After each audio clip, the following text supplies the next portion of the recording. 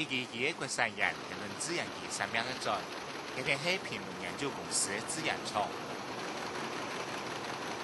明年喺台北、台中同屏东3區嘅自然廠，已經生產出161億嘅國產人，因為全台40%，而喺台灣第一代人上，台灣研究公賣公司。第八人草，有一部分係來自台灣人農所產嘅台灣濕貨品種。民國76年，飲品市場開放，每人要將近1000億元嘅商機。吸引國外財團來搶食一塊大餅。台灣研究公賣局從專賣時期100%，一路降到更加40%，飲品龍頭嘅地位如果坐唔下去嘅。你這個熊貓跟人做好咧，可能嗰度有白嘛，係咪？可能賣出嘛，這都人能好種啊呢。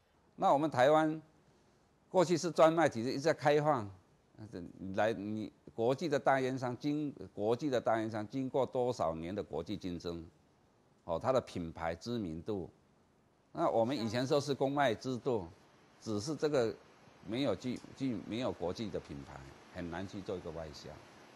過去因為專賣關係，本研究公賣局無法度順利轉型，為了降低生產的成本，請可以先採各小嘅中南美洲嘅煙草來進口，以國外煙草來做啲比較。可以直接製造人嘅煙草，而只有定期嘅冇相同，一公斤差唔多8公元。今年台產煙草出口價是186.5元，假使再加上後續嘅加工費用，就會超過300元。面對明年煙農味道生發嘅抗議，將會行一批民營化研究公賣公司，馬佢無奈是好。目前有的台灣煙葉啊，還庫存還有371萬公斤呢。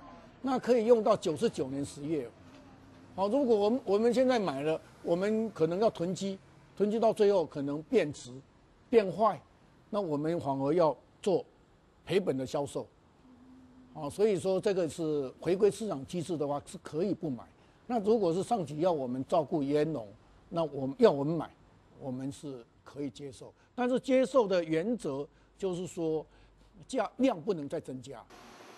中央來面對 WTO 開放，類似工作民營嘅日本煙葉產業公司，喺1985年接受日本政府嘅煙葉事業法的規定，每人保障當地煙農固定嘅收入。